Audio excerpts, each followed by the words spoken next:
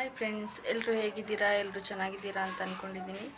ಇವತ್ತು ನಾನು ರಾಗಿ ಮುದ್ದೆ ರೆಸಿಪಿನ ತೋರಿಸ್ಬೇಕು ಅಂತ ಅಂದ್ಕೊಂಡಿದ್ದೀನಿ. ತುಂಬ ದಿನದಿಂದ ಕನ್ಫ್ಯೂಷನಲ್ಲೇ ಇದೆ, ತೋರಿಸ್ಬೇಕಾ ಬೇಡವಾ ಅಂತ. ಯಾಕಂದರೆ ನಾನಿರೋದು ಬೆಂಗಳೂರು ಪ್ರೆಸೆಂಟು. ಇಲ್ಲಿ ರಾಗಿ ಮುದ್ದೆ ಮಾಡೋದು ಎಲ್ಲರಿಗೂ ಬರುತ್ತೆ, ಹಾಗೆ ತುಂಬ ಸುಲಭ ಕೂಡ. ಅದಕ್ಕೆ ತೋರಿಸೋದು ಬೇಡ ಅಂತ ಅಂದ್ಕೊತಿದ್ದೆ. ಆದರೆ ಇತ್ತೀಚೆಗೆ ಅನ್ನಿಸ್ತು ತೋರಿಸ್ಬೇಕು, ಯಾಕಂದರೆ ಅದನ್ನು ಮಾಡೋರಿಗೆ ರಾಗಿ ಮುದ್ದೆ ಮಾಡೋದು ತುಂಬ ಸುಲಭ. ಆದರೆ ಮಾಡೋಕ್ಕೆ ಬರದೇ ಇರೋರಿಗೆ ತುಂಬ ಕಷ್ಟ ರಾಗಿ ಮುದ್ದೆ ಮಾಡೋದು ಅನಿಸುತ್ತೆ. ಒಂದು ಟೈಮಲ್ಲಿ ಬಿಸಾಕ್ಬಿಡೋಣ ಅಂತ ಅನಿಸೋಷ್ಟು ಕಷ್ಟ ಅನಿಸುತ್ತೆ. ಅದಕ್ಕೋಸ್ಕರ ಹೇಗೆ ಸುಲಭವಾಗಿ ರಾಗಿ ಮುದ್ದೆನ ಮಾಡ್ಕೊಳ್ಳೋದು ಅಂತ ತೋರಿಸ್ಕೊಡೋಣ ಅಂತ ಅಂದ್ಕೊಂಡಿದ್ದೀನಿ. ಬನ್ನಿ ವಿಡಿಯೋ ಶುರು ಮಾಡೋಣ. ಮೊದಲಿಗೆ ಒಂದು ಪಾತ್ರೆಗೆ 1 ಲೋಟದಷ್ಟು ನೀರು ಹಾಕ್ಕೊತಾ ಇದ್ದೀನಿ. ಇದೇ ಲೋಟದಲ್ಲಿ 3/4 ಲೋಟದಷ್ಟು ರಾಗಿ ಹಿಟ್ಟನ್ನು ತೊಗೊತೀನಿ. ನೆನಪಿಟ್ಕೊಳ್ಳಿ, ಮರಿಬೇಡಿ. ರುಚಿಗೆ ತಕ್ಕಷ್ಟು ಉಪ್ಪನ್ನು ಸೇರಿಸ್ಕೊತಾ ಇದ್ದೀನಿ.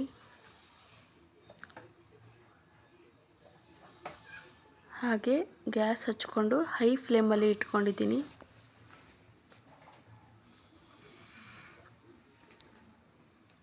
ಒಂದು ಅರ್ಧ ಚಮಚ ರಾಗಿ ಹಿಟ್ಟನ್ನು ಈ ಹಂತದಲ್ಲಿ ಸೇರಿಸ್ಕೊತಾ ಇದ್ದೀನಿ.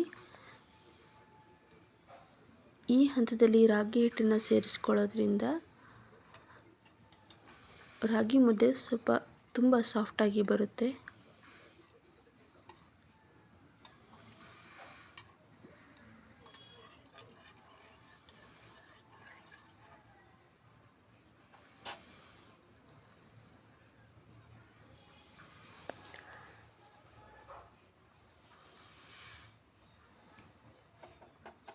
ಈ ಥರ ಮಾಡ್ಕೊಳ್ಳೋದ್ರಿಂದ ಬೇಗ ಆಗುತ್ತೆ.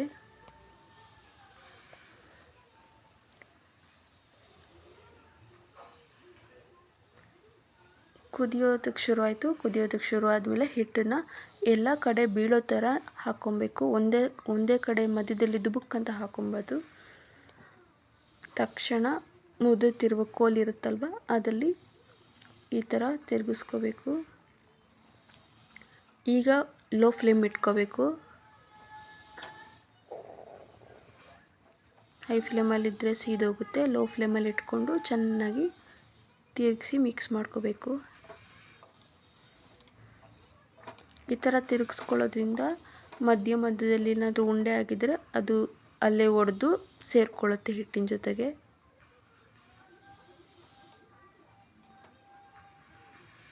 ಹಾಗೆ ಬೇಗ ಬೇಯುತ್ತೆ ಕೂಡ. ಕುದ್ದಿರೋ ನೀರಿಗೆ ಹಿಟ್ಟು ಹಾಕಿದ್ರೆ ಬೇಗ ಬೇಯುತ್ತೆ.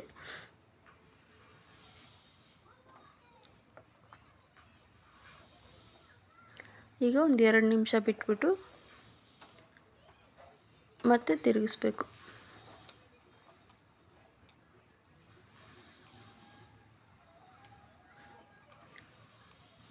ಈಗ ಒಂದು ಬಟ್ಲಿಗೆ ನೀಟಾಗಿ ಬಟ್ಲಿಗೆ ತೇವ ಇರಬೇಕು ಬಟ್ಲು, ಇಲ್ಲಾಂದರೆ ಬಟ್ಲಿಗೆ ಫುಲ್ಲು ಅಂಟ್ಕೊಬಿಡುತ್ತೆ ರಾಗಿ ಹಿಟ್ಟು. ಒಂದು ಪಾತ್ರೆಯಲ್ಲಿ ನೀರಿಟ್ಕೊಂಡು ನೀರಿಗೆ ಫಸ್ಟು ಕೈನ ಅದ್ಕೋಬೇಕು. ಆವಾಗ ಕೈಗೆ ರಾಗಿ ಹಿಟ್ಟು ಅಂಟೋದಿಲ್ಲ. ಈ ಥರ ಕ್ಲೀನಾಗಿ ಎಲ್ಲದನ್ನು ತೆಗೆದುಹಾಕ್ಕೊಂಡು ಸ್ವಲ್ಪ ಈ ಥರ ನಾದ್ಕೊಂಡ್ರೆ ಸಾಕು, ರಾಗಿ ಮುದ್ದೆ ರೆಡಿಯಾಗುತ್ತೆ. ತುಂಬ ಸುಲಭವಾಗಿ ಮಾಡ್ಕೋಬೋದು. ಹಾಗೆ ಇದಕ್ಕೆ ಯಾವ ಸಾಂಬಾರಾದರೂ ಚೆನ್ನಾಗಿ ಸೂಟ್ ಆಗುತ್ತೆ. ಚಿಕನ್ ಸಾಂಬಾರು, ಮಟನ್ ಸಾಂಬಾರೆಲ್ಲ ಸೂಪರಾಗಿರುತ್ತೆ. ಏನೂ ಇಲ್ಲಾಂದ್ರೂ ಕಾಯಿ ಚಟ್ನಿ ಕೂಡ ತುಂಬ ಚೆನ್ನಾಗಿರುತ್ತೆ.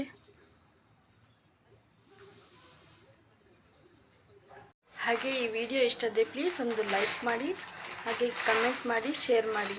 ತುಂಬ ಜನ ವೀಡಿಯೋಸ್ ನೋಡ್ತೀರಾ, ಆದರೆ ಸಬ್ಸ್ಕ್ರೈಬ್ ಮಾಡ್ಕೊಳ್ಳೋದಿಲ್ಲ. ಪ್ಲೀಸ್ ಸಬ್ಸ್ಕ್ರೈಬ್ ಮಾಡಿಕೊಂಡು ಸಪೋರ್ಟ್ ಮಾಡಿ. Thank you.